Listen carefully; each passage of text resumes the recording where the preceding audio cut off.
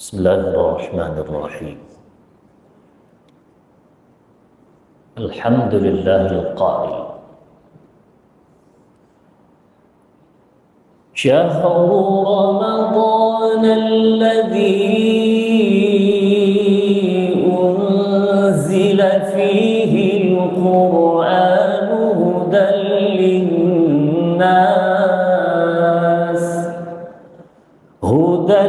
للناس وبينات من الهدى والفرقان. صدق الله العظيم. وقال عليه الصلاة والسلام: من صام رمضان إيمانا واحتسابا غفر له ما تقدم من ذنبه، ومن قام رمضان إيمانا واحتسابا غفر له ما تقدم من ذنبه. Yang berusaha Datuk Muhammad Ajib Ismail Pengarah Jawi, Al-Fadhil Ustaz Faizul Ramli, pengurusi Masjid At-Taqwa Datuk Ahmad Fazli Yusuf, Cik Alif Satar dan geng subuh masa Jumaat, tuan-tuan, puan-puan, muslimin, muslimat, mukminin, mukminat, sidang jemaah dan rahmati Allah sekalian. Alhamdulillah, Allah Subhanahu wa taala masih memberi kita kekuatan untuk kita bermula daripada awal Ramadan berpuasa, tuan-tuan, kemudian solat berjamaah, kemudian solat tarawih, dan seterusnya amalan-amalan amal saleh daripada awal Ramadan hingga hujung Ramadan, dan seterusnya lah sampai bila-bila sehingga kita mati. Amin ya rabbal alamin. Sesimak rahmat Allah sekalian, hari ini adalah hari sambutan, kita katakan sebagai nuzul Quran. Walaupun ialah ulama ada sedikit khilaf tentang masalah adakah tepatnya tarikh 17 dan seumpamanya, tapi tak apa tuan-tuan, kita tidak nak pergi kepada khilaf-khilaf yang seperti itu. Tinggal lagi tuan-tuan perkara berkenaan nuzul Quran, penurunan Quran ini memang benar-benar berlaku, iaitu Allah Subhanahu wa taala sebut dengan jelas syahrul ramadhan alladzi unzila fihi al-Quran, bahawa dalam bulan Ramadan ini turunnya Al-Quran. Itu jelas. Kemudian Allah Subhanahu wa taala sebut sendiri kenapa penurunan Al-Quran ini. Kemuliaan bulan Ramadan ini bukan hanya kita kata adanya Ramadan, adanya puasa tersebut, tapi tuan-tuan, lebih besar daripada itu turunnya satu kitab yang namanya Al-Quran. Dan tujuan turun Quran ini tuan-tuan, Allah sebut syahrul ramadhan alladzi unzila fihi al-Quran hudan linnas, iaitu sebagai petunjuk kepada manusia. Jadi kita kata apa tujuan? Nak tunjuk kepada manusia. Tunjuk apa tuan-tuan? Kamu nak buat apa, kamu tengok Quran. Quran akan tunjuk. Nak makan apa, makanlah, kulu washrabu itu wala tusrifu, makan dan minum jangan melampau, kemudian carilah halalan thayyibah. Kamu nak kerjalah yang Allah Subhanahu wa taala suka, yang Allah tunjuk melalui Al-Quran. Kamu nak pergi majlis mana? Majlis ini majlis Allah suka, sila datang. Majlis ini majlis Allah tak suka, jangan datang. Jadi ada petunjuk-petunjuk ini datang daripada Al-Quran. Bahkan tuan-tuan, ada satu golongan yang sebelum ini lagi, sudah lama tentu Datuk Ajib lebih tahulah.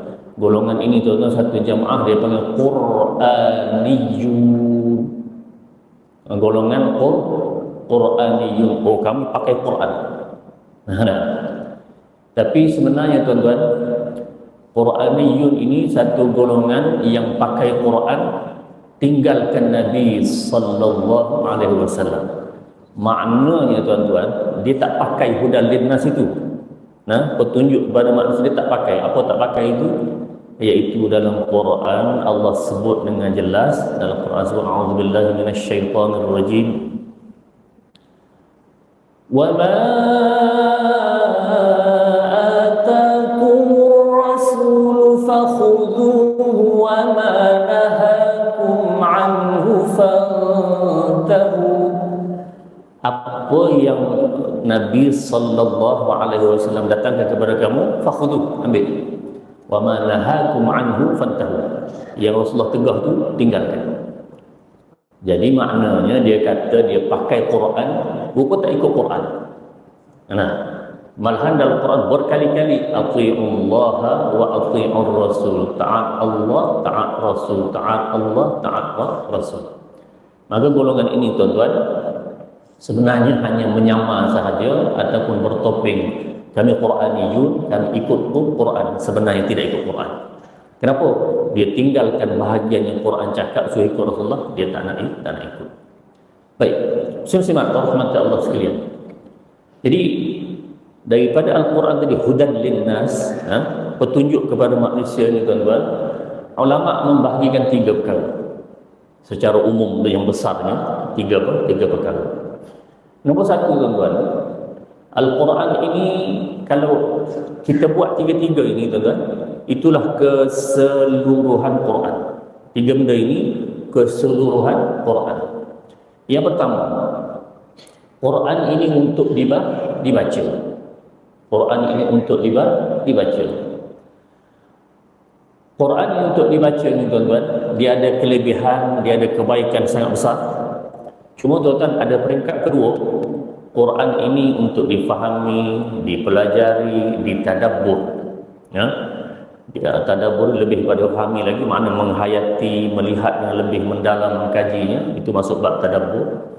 Kemudian yang ketiga adalah Quran untuk diamalkan. Quran untuk diamalkan. Maknanya tuan-tuan, orang yang buat 3 perkara ini, baca, faham, amal, itulah keseluruhan Quran. Tidak terkeluar daripada itu. Dia baca, dia faham, dia amal. Baik. So, simak rahmatullah sekalian. Apabila kita menyebutkan tentang baca, Allah beri kelebihan tentang baca. Malahan baca itu sudah besar kelebihan. Tapi kena ingat bahawa peringkat kedua besar, malah lebih besar lagi, iaitu memahami, mengkaji Quran. Peringkat ketiga lebih besar lagi, beramal. Yang terakhir ini kalau kita perasan, kalau itu bacaan yang dikritik oleh seorang syekh yang hebat, iaitu namanya Syekh Dr. Aiman Suwaid, berkenaan dengan tarannum lagu-lagu Quran ini. InsyaAllah saya akan menulis tentang jawapannya secara khusus, kerana ini bidang besar juga.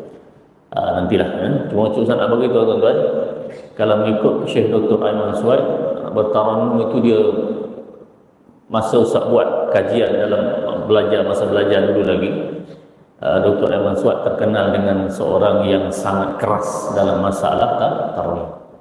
Nah, tuan-tuan boleh Google, kalau mengikut kaedah yang Dr. Aiman Suwaid sebut, maknanya tarannum tak boleh, maka tak boleh itu terkena juga kepada satu orang yang sangat diikuti, sangat dirujuk, sangat dipegang, namanya Syekh Mahmud Khalil Al-Husari. Tuan-tuan boleh Google sekarang nama ini. Ini menjadi pakar rujuk kepada semua qurra. Syekh Mahmud Khalil Al-Husari. Kalau dalam YouTube tu tuan-tuan type Husari, jumpalah nama ini. Ini pakar rujuk. Dan dia juga ada tarannum dalam bentuk mujawwad. Tuan-tuan boleh ada dia punya bacaan ini. Jadi kalaulah kaedah yang dipakai tak boleh langsung bertarannum, maka tuan-tuan, Syekh Mahmud Khalil Husari, ulama besar yang menjadi rujukan besar seluruh dunia ini pun juga terkena. Jadi bagi saya itu tidak adil lah, tidak adil. Yang kita kata tak boleh ialah yang melampau. Ini tak boleh. Yang melampau. Apa itu melampau tuan-tuan? Dalam Quran sebut la taghlu fi dinikum, jangan kamu melampau dalam agama kamu. Iyyakum wal ghulu fid din, jauhkanlah daripada melampau dalam agama. Termasuk dalam melampau ini, orang yang baca Quran sedap itu betul. Sedap itu kita akui. Tapi tuan-tuan, sedap pun diadakan kaedah. Macam buat kereta laju ni seronok tak? Sedap kan? Buat kereta laju. Dapat 200 km sejam. Oh, sedap kan? Tapi ada undang-undang. Undang-undang ini mesti dipatuhi. Tidak merosakkan tajwid, tidak merosakkan mat, tidak merosakkan huruf-huruf, tidak merosakkan sifat ketinggian Al-Quran. Ini yang ada di kalangan qari-qari. Ini Ustaz, kalau tuan-tuan rujuk kepada bacaan qari-qari ini di Indonesia, banyak tuan dalam YouTube, dalam apa semua tu banyak. Misal dia baca tuan-tuan, Huwallahu alladhi la ilaha illa huwal malik al-malik al-quddus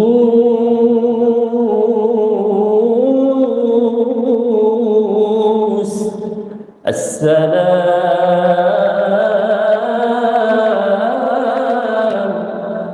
al-mu'min. Ada banyak sepatah begitu.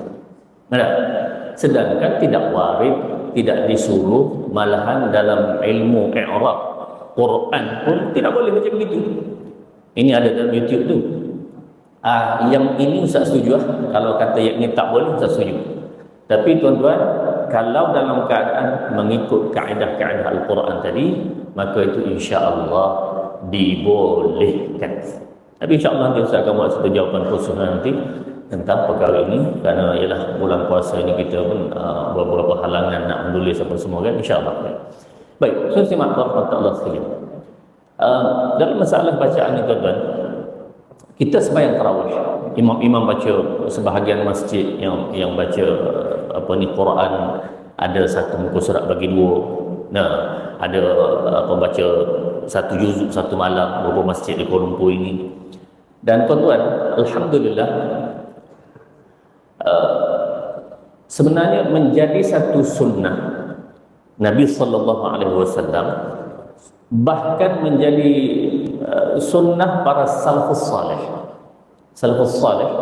membaca Al-Quran. Dalam bulan Ramadan ini mereka khatam berkali-kali. Misalnya tuan-tuan sedia maklum, biasa dengar ini, iaitu hatta Imam Asy-Syafi'i rahimahullahu ta'ala membaca Al-Quran, tuan-tuan, menkhatamkan ialah khatmatain fi yawmi, 2 kali khatam satu hari. Khatmatain, 2 kali khatam satu hari. 2 kali khatam ni tuan-tuan, maksudnya 60 juz. Orang sekarang dia tak bincang masalah macam mana nak ikut Imam Syafi'i ni, nak baca Quran 60 juz. Tak, dia tak bincang. Yang dia persoalannya adalah, iya ke? Sempat ke? Oh, riwayat tak sahih ni. Itu yang dibuktikan, tuan-tuan. Tapi alhamdulillah tuan-tuan, ada beberapa bukti perkara ini boleh. Perkara ini boleh, ada beberapa bukti, tuan-tuan. Bukti yang pertama, tuan-tuan masuk YouTube sekarang. Ini kita belajar YouTube ke apa nama ni kan? Masuk YouTube sekarang, tuan-tuan. Tuan-tuan type khatmul Quran 10 sa'at. Khatam Quran 10 jam.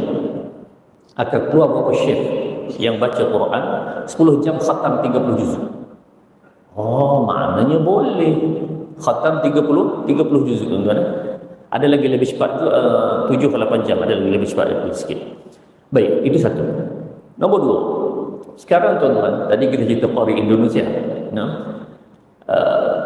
Ada masjid di Indonesia yang khatam Quran tiap-tiap malam dalam tarawih. Kita boleh buat, Ustaz? Jangan. Qul huwallah 3 kali khatam. Itu pahala tak sama sana. Ini khatam 30 juz Quran tiap-tiap malam.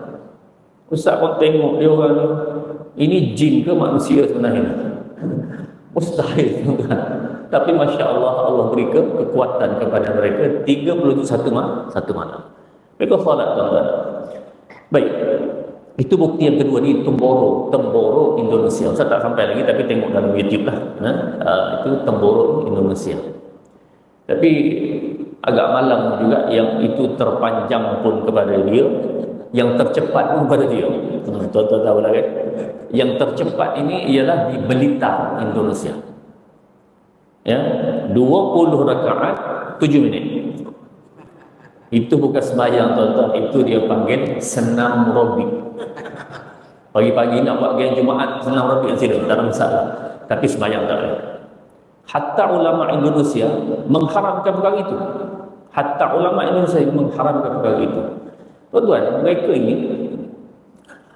sebuah sudut yang salah besar.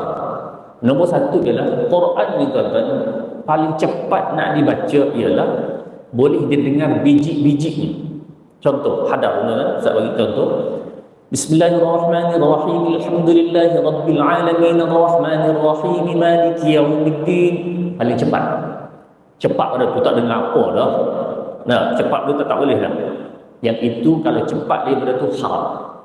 Tidak ada matnya, panjang pendeknya, makhraj entah mana-mana, itu haram. Satu. Nombor dua ialah tidak ada tamak-ninah. Apa tamak-ninah? Rukuk dengan tamak-ninah, i'tidal, sujud dengan tamak-ninah. Itu rukun. Majoriti mazhab mengatakan itu rukun, kecuali mazhab Abu Hanifah. Baik, tuan-tuan. Jadi paling kurang tamak-ninah ini, kata para fuqaha, ialah Allahu Akbar rukuk itu subhanallah, sepanjang itu paling kurang subhanallah. I'tidal subhanallah, sujud subhanallah, paling kurang. Panjangnya seperti itu. Jadi Allahu Akbar, subhanallah, Allahu Akbar, maka itu tak sah sembahyang. Jadi jangan diikut, tuan-tuan. Ikutlah geng yang kita sama-sama telah belajar, telah buat ni. Yalah, orang kata kalau nak cepat sangat dia waladdallin, bismillahirrahmanirrahim, alif lam mim, Allahu akbar. Nak cepat sangat. Tuan-tuan, Ramadan sekali sahaja datang, kita pun tak tahu depan ni hidup lagi ke tidak kita kan. Jadi pilihlah beberapa ayat yang memberi ketenangan kepada kita. Tuan-tuan, ni nak cerita lagi. Kita ceritalah pagi ni. Boleh. Baik.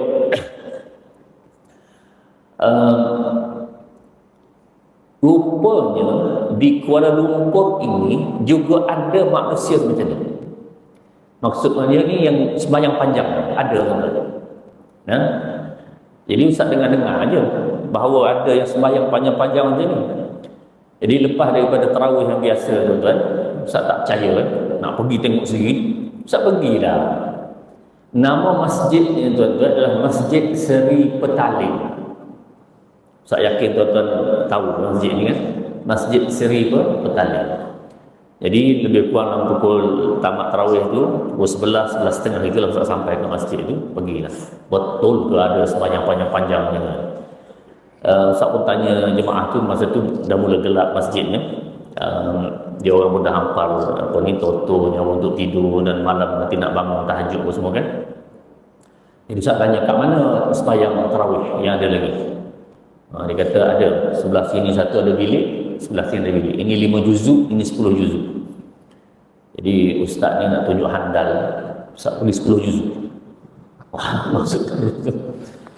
Bila masuk itu, tuan-tuan, dia orang tengah tercegak sembahyang. Dan tercegak sembahyang tu adalah lebih kurang 40-50 orang. Dan tuan-tuan, Masya Allah, yang tercegak itu orang yang umur 50 ke atas. Yang bawah tu tak ada. Kalau ada seorang dua, tapi kebanyakan 50 ke atas. Nak membuktikan, tuan-tuan, bahawa salat yang panjang-panjang macam mana Rasulullah buat dulu tu. Rasulullah buat dulu tu bukan disebabkan oleh kekuatan tubuh badan. Ni abang sadar hari-hari ni duduk masuk gym ni, tak jadi.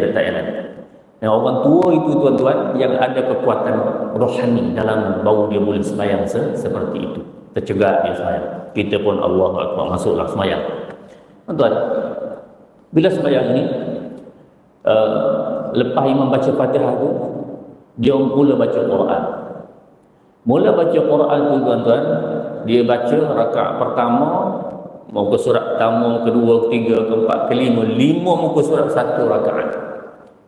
Kalau buat sini tuan-tuan agak-agak kita tunggu ke tidak? 5 muka surat. 2 rakaat 10 muka surat, maknanya sudah setengah juzuk. 4 rakaat 1 juzuk. Lepas tu tuan-tuan ustaz pun Assalamualaikum, Assalamualaikum, ustaz minggir belakang nak berehat. Tengok kat belakang tu ramainya para syuhada. Budak-budak tahfiz itu tuan-tuan, dia orang dia punya model guru dia wajibkan bagi sembahyang. Dia sembahyang 2 rakaat, dia tidur kat belakang. Budak-budak macam ni. Jadi ustaz pun tanya, "Dek, pukul berapa dia orang habis ni?" Biasa dekat-dekat sahur. Dekat-dekat sahur, Assalamualaikum. Ustaz pun tak larat tuan-tuan. Jadi itulah pengalaman kali pertama dan kali terakhir lah namanya. Jadi orang manusia tuan, dia akan mencuba semua benda atas muka dunia, benda-benda dunia lah. Tuan-tuan perhati, orang panjat gunung, kaki gunung, walaupun risiko dari gunung mati. Panjat bangunan, ada yang naik basikal lereng bukit, merah, risiko apa dia? Jatuh, mati. Tapi tuan-tuan, dia kata tak buat juga demi kepada kemasyhuran, keseronokan, apa semua dia buat. Maka kalau dunia boleh buat begitu, kenapa akhirat tidak? Kalau gitu tuan, malam ini tuan pernah pergi di masjid Seri Petani. Allah tuan. Jadi ustaz boleh cakap sebab saya dah cuba. Tapi jangan ajak ustaz pergi lagi. Cukup. Baik tuan-tuan rahmatullah sekalian. Jadi itu Al-Quran untuk dibaca. Kelebihan untuk membaca Quran sudah besar. Maka peringkat yang kedua tuan-tuan, meningkatnya Al-Quran itu dijadikan panduan ini dengan cara memahami, mengkaji, tadabbur. Maka itu peringkat yang kedua. Kena dibuat oleh semua orang. Baik, tuan-tuan, ada satu golongan yang saya sebut awal tadi, iaitu tentang nama golongan Quraniyun, yang berpegang kepada Quran, pegang Quran konon-konon, tinggalkan Nabi sallallahu alaihi wasallam. Nah, golongan ini tuan-tuan, dia kata kami rujuk Quran. Kami rujuk kepada Al-Quran. Sebenarnya tuan-tuan, dia rujuk Quran itu dengan nafsu dia. Dengan nafsu. Nampak aja ikut Quran, tak ikut sebenarnya. Sebenarnya dia tidak ikut. Baik tuan-tuan. Contoh, golongan ini adalah golongan yang pertikaikan hukum tutup aurat bagi orang perempuan. Mempertikaikan tentang hukum hakam dalam Al-Quran. Golongan ini. Golongan ini. Tuan-tuan, contohlah. Dalam masalah Al-Quran ini, ada di 3 bentuk ayat Quran. 3 bentuk. Bentuk pertama yang panggil badihi, sekali baca faham dah. Sekali baca faham. Contoh, Wadhkurullaha dzikran katsira. Berzikirlah kepada Allah sebanyak-banyaknya. Faham tidak? Senang. Zikir subhanallah, alhamdulillah, zikir apa-apa pun itu adalah yang badihi, yang mudah untuk kita faham. Itu satu bentuk. Bentuk yang kedua ialah yang perlu kepada huraian ulama. Ini dia fail di sini. Mesti kena dihurai. Tak dihurai tak akan faham begini. Contoh mudah-mudahan, contoh. A'udzubillahi minasyaitonir rajim. Ya ayyuhalladzina amanu idza qumtum ila sholati faghsilu wujuhakum wa aydiyakum ila al-marafiq wamsahu bi ru'usikum wa arjulakum ila al-ka'bayn Wahai orang beriman, bila kamu nak sembahyang itu, idza qumtum ila shalah faghsilu wujuhakum, basuh muka. Kemudian tangan ke siku, sapu kepala dan juga basuh kaki. Oh, tak payah hurai Ustaz. Kalau tak payah hurai, hancur lebur tu kan. Soalan. Ada. Muka, mana bahagian muka? Ini rukun ambil sembahyang dah. Basuh muka. Kat mana bahagian muka? Ada. Yang ini ulama bincang. Adakah ambil air sembahyang ini basuh gitu tuan-tuan? Kalau sini saja tak sah sembahyangnya. Kenapa? Air sembahyang tak sah. Ni bahagian ni tak kena ni. Yang menentukan ini ke sini tu daripada mana? Ulama melihat kepada hadis Nabi sallallahu alaihi wasallam. Sebab tu timbul khilaf-khilaf kerana masing-masing melihat ini, mengkaji. Akhirnya mereka buat keputusan, begini. Apa yang disebut sebagai muka, hujung rambut ini sampai bawah ni tuan-tuan, anak telinga ni ke anak telinga ni ikut sajalah rambut ini. Dan tuan-tuan, sila kalau hari Jumaat khususnya orang lelaki boleh tengok yang ambil sembahyang ni basuh sini saja, ramai tuan-tuan. Itu dia sembahyang tuan-tuan, tapi sembahyang tak sah. Kita kata tak sah. Mazhab semua sekali kata begitu, bahawa mesti sampai sini ni bawah dagu ni kena ikut tuan-tuan. Kalau tidak, tak boleh. Tangan ke siku itulah seterusnya. Jadi maksud Ustaz tadi kena ada huraian. Jenis yang ketiga ialah iaitu ayat yang tidak diketahui akan maknanya melainkan Allah Subhanahu wa taala. Wa ma ya'lamu ta'wilahu illa Allah. Tak ada siapa tahu melainkan Allah Subhanahu wa taala. Dia ada bahagian-bahagian ayat Al-Quran. Contoh mudah yang lain tuan-tuan. Dalam Quran ada perintah banyak. Perintah dalam Al-Quran. Baik, buat itu tuan-tuan. Perintah dalam Quran ini kalau kita baca usul fiqh, kaedah ialah al-amru yufidul wujub. Benda perintah ni maksudnya wajib. Illa li qarinatin tasrifuhu, melainkan ada bukti-bukti yang sebaliknya. Jadi perintah itu wajib. Contoh, aqimus salat, dirikanlah salat. Wajib tidak? Wajib. Nah, banyak ayat Quran yang cerita tentang wa atimul hajja dan seterusnya. Hendaklah mengerjakan haji itu wajib. Tapi perhati tuan-tuan, bukan semua perintah itu wajib. Ada sunat, ada harus, ada wajib. Itu dia ada masing-masing dia punya bahagian. Tadi perintah kata wajib, perintah sunat ada. Perhatikan tuan-tuan. A'udzubillahi minasyaitonir rajim. Fa idza qara'tal Qur'ana fasta'idz billahi minasyaitonir rajim. Bila kamu nak baca Quran, hendaklah kamu kata a'udzubillahi minasyaitonir rajim. Tuan-tuan, a'udzubillah itu sunat ke wajib? Jumhur ulama kata sunat muakkad. Sunat muakkad. Tapi Allah kata bila nak baca fasta'idz, hendaklah berlindung, itu perintah.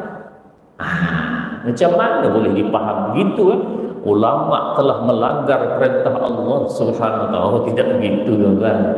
Dia ada kaedahnya. Ada yang Allah suruh, tetapi tuan-tuan harus. Jangan suruh tapi harus. Al-amr, kulu washrabu, makan dan minum. Hukum makan minum tuan-tuan, hukum makan minum harus. Walaupun ada perbincangan tapi nak sebutnya hukum umumnya harus. Jadi tuan-tuan, ada perintah yang juga termasuk harus ini. Wa idza halaltum fasṭadu. Bila selesai daripada umrah ke haji tahallul, maka hendaklah dia pergi berburu. Fasṭadu perintah. Tuan-tuan pergi Mekah, pergi umrah ke pergi haji, ada tak lepas tahallul mutawif tu?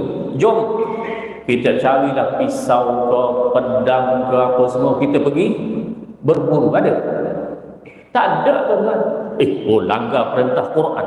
Quran kata lepas bercukur, lepas daripada tahallul itu, hendaklah pergi berburu. Tak ada. Tidak ada satu mutawif pun yang bawa orang umrah itu suruh perintahnya beri selepas daripada tahallul berburu. Tak ada. Kenapa? Dia ada kaedahnya. Yang ini, tuan-tuan, tidak semudah-mudahnya untuk difaham begitu sahaja. Jadi sebab tu, tuan-tuan, geng-geng Quraniyun ini dia keliru, dia pening. Ini Quran cakap begini tapi pun dia orang ni sampai satu tahap, tuan-tuan, kalau tuan-tuan jumpa macam ni, tolong tanya yang kat dia, dan tolong tanya kepada dia. Kalau dia kata ikut Quran, okeylah.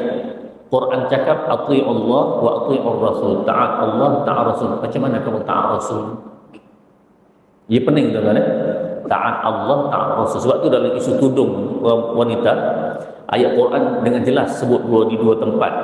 Wal yadribna bi khumurihinna ala juyubihin, tak lagi pakai khumur ni tutup, tuan-tuan, dan yudnina alaihinna min jalabibihin, dilabuhkan itu dua-dua ayat yang menceritakan tentang tudung wanita. Dia kata dah, ayat itu tak sebut pun tutup kepala. Pula dah, dia tak faham, dia pula yang tudung petikainya. Katanya Quraniyun, walhal mereka tidak ikut Quran. Dan kita tidak berhenti setakat Quran, tuan-tuan. Tuan-tuan, sumber hukum Islam ni ada berapa? Nah, terima kasih. 4. Sumber hukum adalah 4. Jangan sebut Quran, hadis. Betul dah. Lagi dua. Ini ijma' ulama, sepakat para ulama ni. Quran, hadis, ijma' ni, ijma' ke mana dulu? Qiyas. 4. Semua mazhab ada. Semua mazhab setuju 4 ini ijma', kecuali lah Imam Malik ada segi amal ahli Madinah, kemudian Imam Abu Hanifah istihsan dan sahabat itu adalah sedikit-sedikit. Tapi yang majoriti setuju, sepakat Quran, hadis, ijma', qiyas. Kok tak ada dalam Quran? Tengok hadis.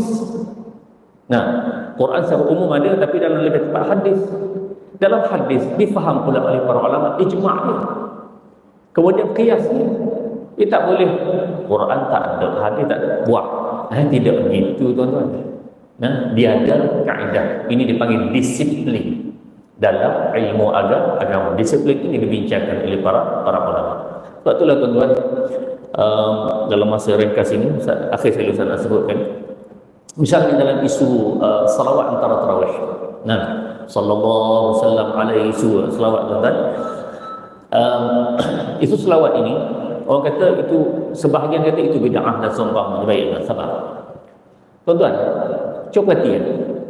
Imam Malik menyebutkan, orang Mekah sembahyang tarawih tak ada zaman Nabi.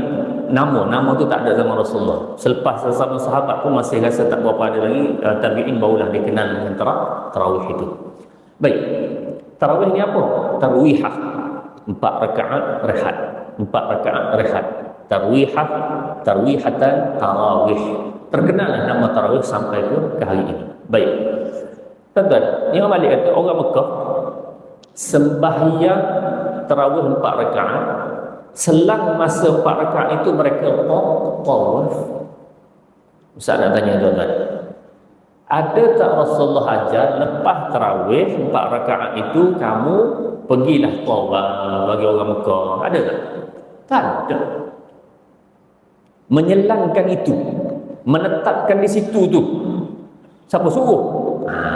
Itu maknanya dia tidak semudah-mudah begitu, tuan-tuan. Itu kata Imam Malik rahimahullah ta'ala. Lalu Imam Malik pun, orang Madinah ni cemburu. Apa cemburunya? Kalau macam tu dia kata, sedihlah orang Madinah ni sebab pahala kurang. Orang Mekah sembahyang dalam pahala besar 100,000 tu, kemudian bawah lagi. Jadi kita ginilah, buat 4 rakaat tarawih, tambah lagi 4 tarawih, tambah lagi 4. Jadi 4 kali 5 20. Kemudian 4 kali 4 16, 36 rakaat di Madinah. Tuan-tuan kita cuba sekali boleh tak? Tuan-tuan cubalah, Ustaz tak ada kat sini mana lagi. 36 tuan-tuan mazhab Malik. Allahumma. Maknanya apa ni? Mereka menambah amal ibadat yang seperti itu. Jadi tidak semudahnya nak mengatakan bahawa yang selang antara tarawih itu dinamakan sebagai bid'ah. Tidak semudah itu tuan-tuan. Dan malahan tuan-tuan rujuk dalam Darul Ifta Mesir, kemudian Ifta daripada Jordan, daripada Syria yang keluarkan fatwa itu boleh dilakukan di celah-celah itu, selawat, zikir dan seumpamanya, tidak jadi masalah. Boleh tuan? Jadi semoga-moga kita sama-sama lah ambil sedikit sebanyak daripada perbincangan kita ini. Saya ucap terima kasih kepada pihak masjid dan tuan-tuan semua. Semoga-moga Allah Subhanahu Wa Taala beri kebaikan kepada kita semua dan memberkatilah program yang kita buat ini daripada pagi tadi sehinggalah kepada petang ini, insya-Allah. Dan saya serulah bahawa subuh macam Jumaat ini kita buat pada hari ini, bahkan pada hari-hari yang lain seterusnya lah. Tuan-tuan tidak lupa juga selalu menyebutkan tentang ada satu masjid yang telah alhamdulillah masya-Allah tak besar mana masjidnya, tapi memang berlaku subuh macam Jumaat hari-hari. Sebahagian tuan-tuan tahulah nama masjidnya ialah Taman Temerloh Jaya. Masjid Taman Temerloh Jaya, dah masuk Ustaz khabar apa semua pun. Tapi Ustaz pergi sini tuan-tuan beberapa kali, memang masjid ini subuhnya macam Jumaat tiap-tiap pagi. Semoga Allah merahmati kita. Jadi usaha dimulakan sangat baik, teruskan. Semoga-moga dia berlaku. Islam akan bangkit semula dalam keadaan seperti ini. Amin ya rabbal alamin. Saya berdiri di sini, aqulu qawli hadza wa astaghfirullah al-azim li wa lakum. Assalamualaikum.